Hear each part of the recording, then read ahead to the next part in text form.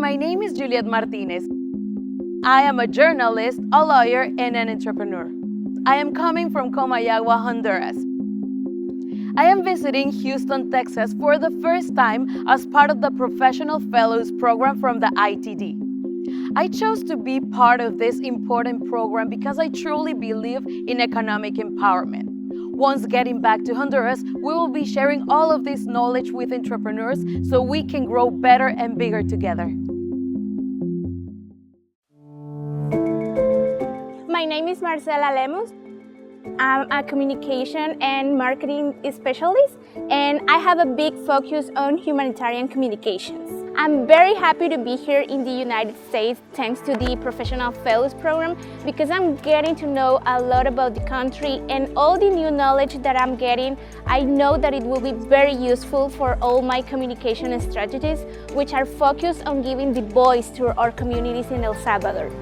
I believe that communications and digital marketing can give the voice to others, especially our vulnerable communities in El Salvador. So I'm trying to get as much knowledge as I can so I can bring it back to my home country and to the communities that I so much love to work and serve for.